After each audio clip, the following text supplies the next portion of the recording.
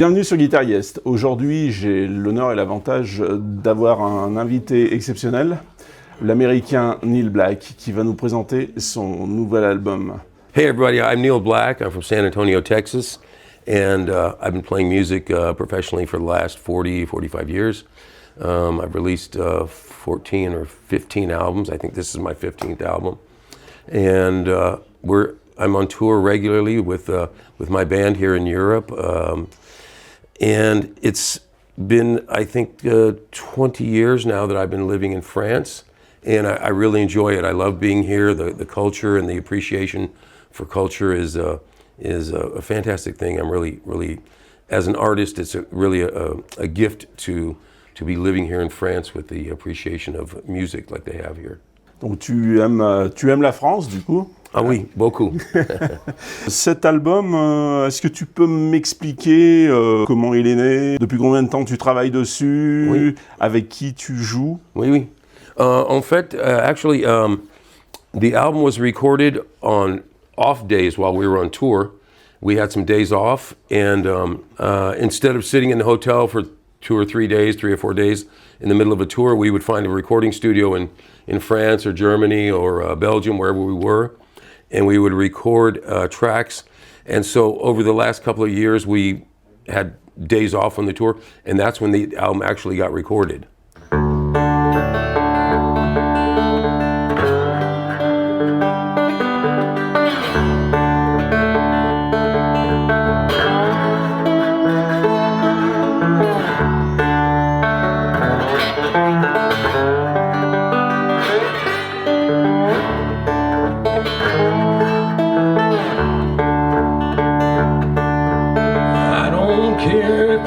Or freezes, long as I got my plastic Jesus sitting on the dashboard of my car.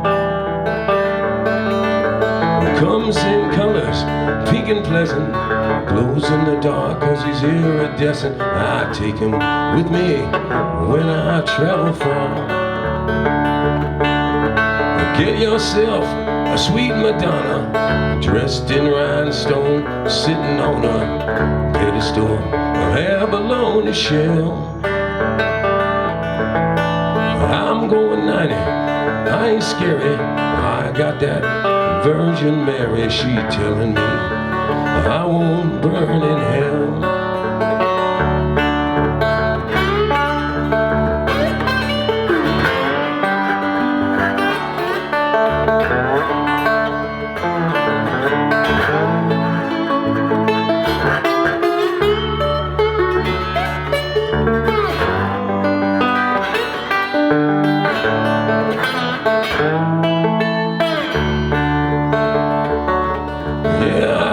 If it rains or freezes, guns, I got my plastic Jesus sitting on the dashboard of my car. Comes in colors, pink and pleasant, glows in the dark cause it's iridescent. I take him with me when I travel far.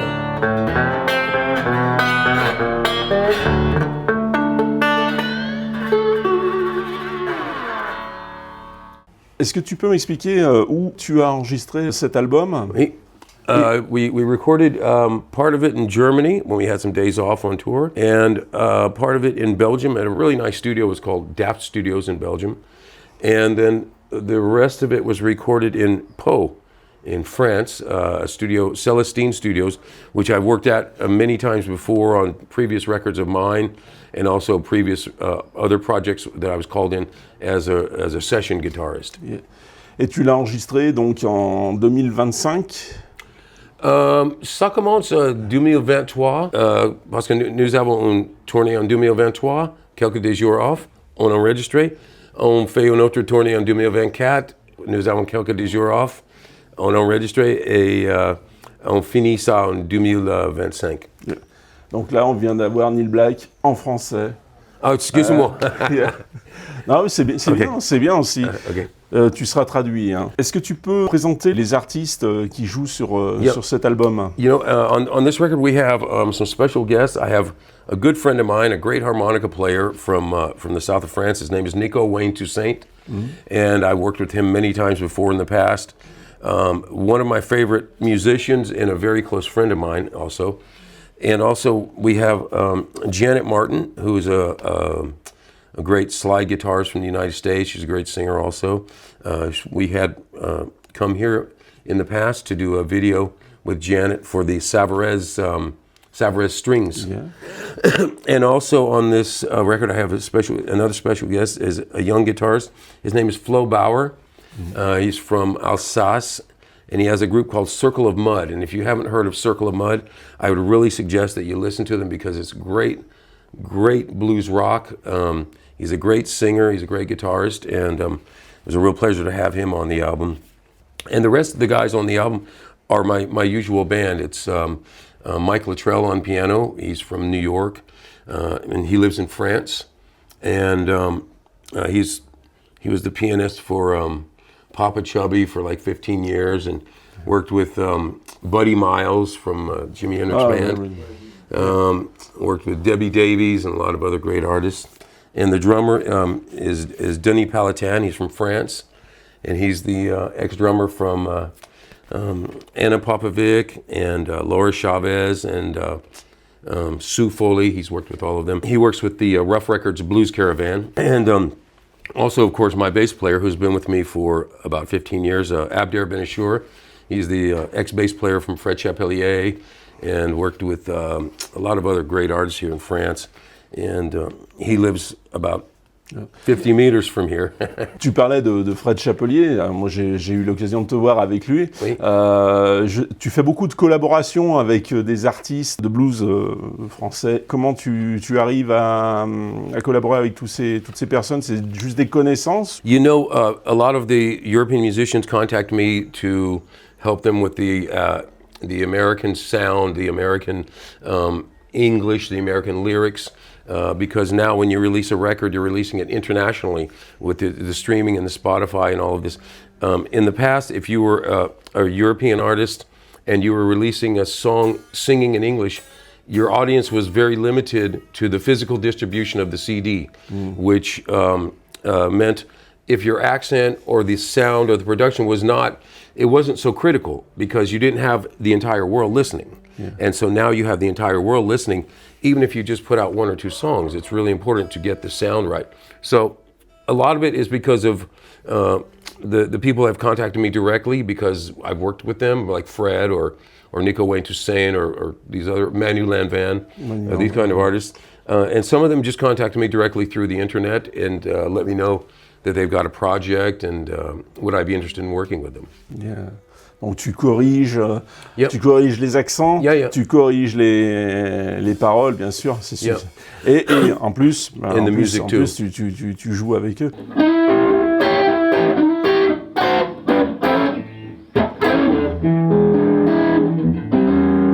I've been working out on a highway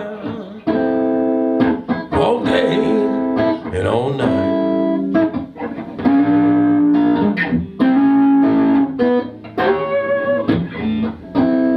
Working out on a highway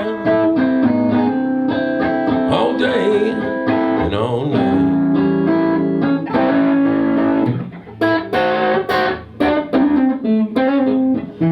Got me a streamlined woman. She make my electric kick on bright.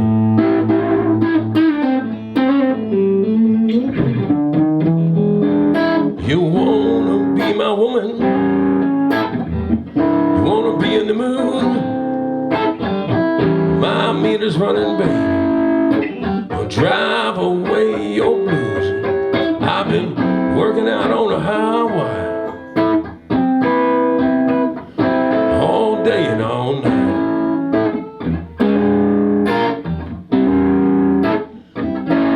Got me a streamlined woman. She make my electric kick on bright.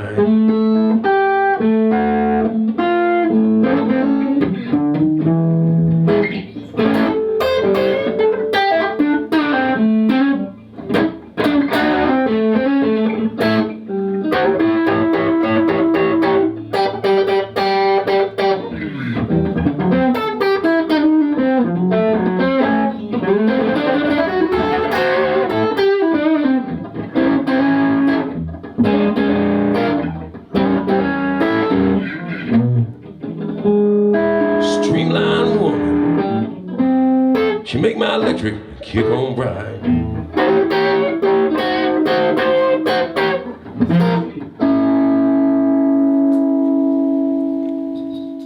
Tu vis en France, donc tu m'as dit depuis 2004. Oui. Moi, j'aimerais bien maintenant connaître un peu l'endroit où tu es né, tes influences musicales, et pourquoi tu es venu en France. Actually, I'm in France now because I have worked with Dixie Frog Records since 1993. It's a French record label. Most of my tour dates were happening in Europe after the year 2000. And the music business in America was changing a lot. And Dixie Frog had mentioned to me that maybe it was a good idea that I would come to stay in Europe, because before I would take the airplane 4 or 5 times each year with my band, and the expense for that started getting higher, and each year it was more expensive to do that. So I moved here to France in 2004 with the help of one of my friends and the record label to get arranged to get a car and get a house.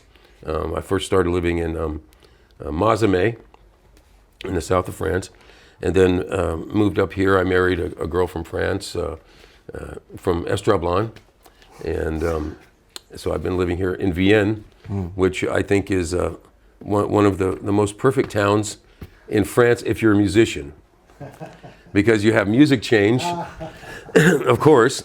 You have the Gare is very close. If you're going on the highway with your tour dates, it's in the perfect location. There's Switzerland, very close. Italy's not far. You're in the middle of France, so you can go to the south, you can go to the north. The only problem about being in Vienna is when you have dates, tour dates on the west coast. What's that called? Normandy. Okay? Normandie, oui. Now that's a long fucking drive there. Yeah. Et puis c'est bien en plus, puisque en France, tu t'es marié ici, yes, avec une Française. Yes. Donc tu as bien fait de venir en France. No, I love living in France. I really do. And the public in France still has an appreciation for culture. They still go to the theatre, they still go to the concerts and the dance and the all of these other events. They go to the Marionette Festival, the comedy festival.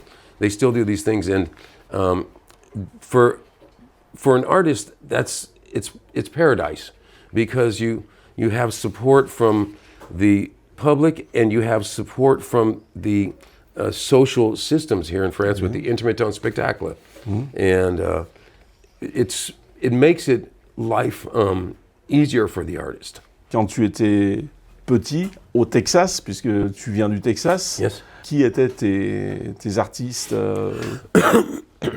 les artistes que tu écoutais comme ça? Yeah. When I was a kid in America, and we would be in the car with my parents driving, we would listen to the radio, AM radio, and at that time in America, it was such a wide variety, such a big variety of different styles. For example, you could be driving in the car with your parents. I'm a boy, I'm 5 years old or something, 6 years old, and you're listening to Frank Sinatra, and the next song is Steppenwolf, okay? And the next song is Barbra Streisand, and the next song is Jimi Hendrix.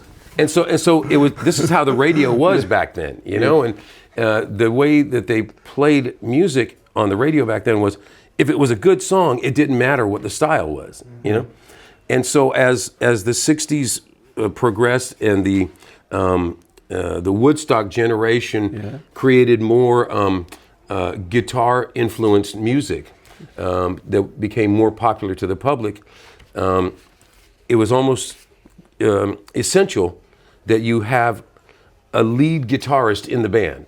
On almost every song, there had to be a lead guitar solo. The first concert I went to, I was 12 years old, and it was my birthday, and my mom said, "What do you want for your birthday?" And I said, "Well, I want to go to this concert." And the concert was Foghat as the opening band for Johnny Winter. Johnny Winter was the headliner. And the ticket was $3, okay? And I went to the concert by myself. Some of my friends were supposed to go. I was 12 years old. And some of my friends were supposed to go, but they didn't show up. And so I'm standing outside the concert with all these kind of hippie people, you know, these hippies is what it was. It was 1970, something like this, 72. And I thought, well, I've got the ticket, I'm going to go into the concert. And it was an incredible experience because that summer, I went to Disneyland with my parents, okay? Yeah. And I thought, wow, Disneyland, now that's something, huh? But then when I went to the Johnny Winter concert, I said, no, now this is something. Because it was incredible. I'm standing there, I'm 12 years old, and there's this albino with white hair and pink eyes, and he's playing at 120 decibels with the speaker so loud is blowing his hair, you know? And you see this at this young age and you think, this could be a good job. I think I could like this job where you play in front of people and people are smoking and drinking and dancing and I think this guy, he makes money doing this, you know? He has a good life, I think. And so at that point I started to play guitar a little more and to concentrate on being a guitarist.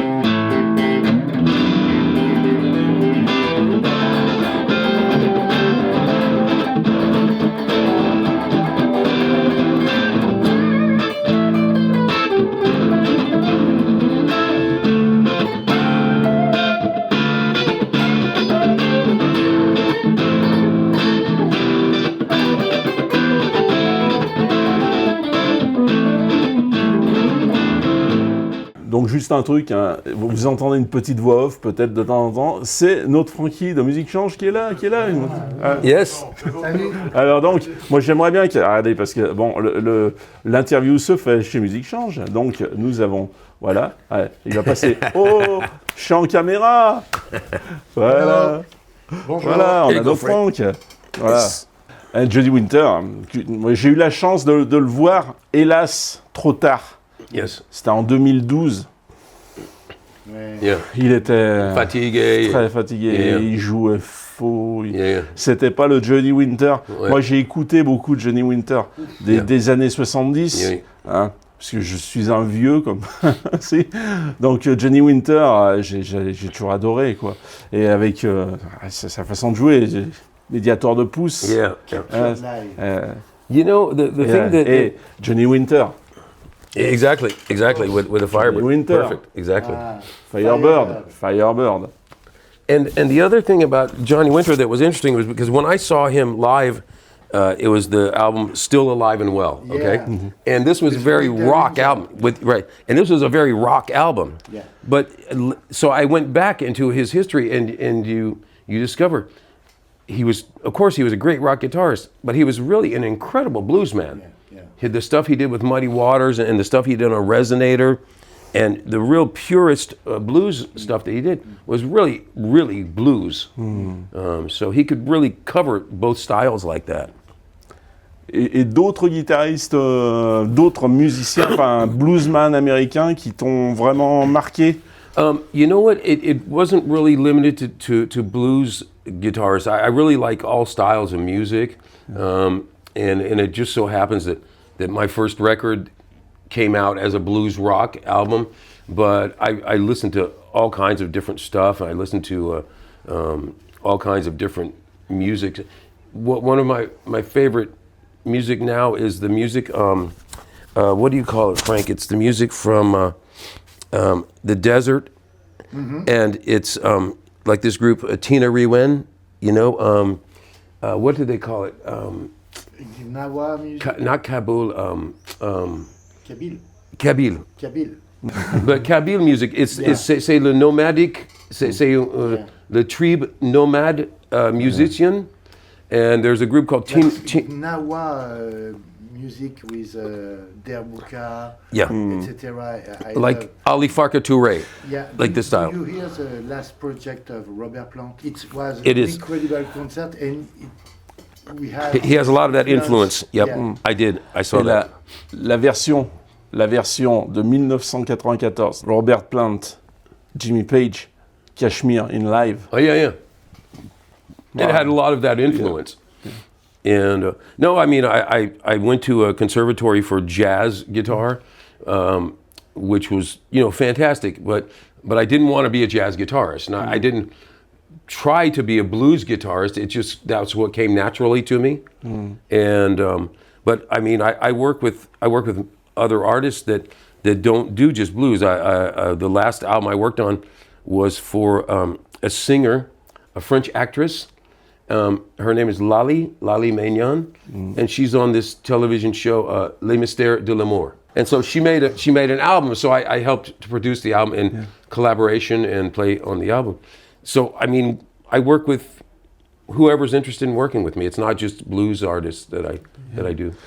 Toi, de ton côté américain, texan, quand tu étais très jeune, quelle oreille tu avais par rapport aux bluesman européens comme Clapton, comme Rory Gallagher? Yeah, for sure. Rory Gallagher. That was huge in America for guitarists. You had to know some Rory Gallagher songs to work in this style of music. It was, and Rory Gallagher and Eric Clapton also opened up more to the American kids the history of the blues music, because you'd say, oh, Eric Clapton, he's playing this song Hideaway, and you go on the record, it says, oh, but it's not Eric Clapton's song, it's a song by Freddie King. So then you would go buy a Freddie King record, you know, and so then you'd think, oh, this is great, because I learned from Johnny Winter or Roy Gallagher or Eric Clapton that there's the original artist from this. Even the Rolling Stones have such a... John Mayall, they all did so much of the black blues artists. B.B. King. Exactly. Yep. On parlait de 15 albums. Ton premier album, 1993. Donc, comment le projet est arrivé? Tu avais un groupe? Yeah, I had a group. I was living in New York City then, and at that time was a big blues rock explosion in America. You had the Fabulous Thunderbirds and George Thorogood and Stevie Ray Vaughan, Robert Cray, and all of these artists were getting signed to record deals. And I was living in Texas, and a manager from New York said, you should move to New York. I'm going to get you a record deal because we're going to sign all of these blues rock artists to labels. And so I recorded an album. I got a record contract with Epic Records, which was a part of Sony Music at the time. And as I finished the album, my artist representative said, I can get you out of this contract. The record will not come out, but you need to get out of the contract now. And I said, why? I just got signed to a major company in America. He said, a new thing is coming. A new thing is coming, and it's going to change music history, and they won't give a shit about blues rock anymore. And I said, what is that? And he said, it's called rap music. And when rap music came into the music industry in the early 90s, it became very powerful. Late 80s, early 90s, it became very powerful. All the record labels changed what their priority was. And so I got out of the contract with Epic Records, And I had made my first album in New York, and my drummer's wife was French. Yeah. And she was working with Warner Brothers in France. And she said, oh, well, I'll take your record to France and maybe I can get you a contract there. And so she got me a record deal with Dixie Frog and Warner Brothers to do the publishing, and Dixie Frog to do the physical distribution.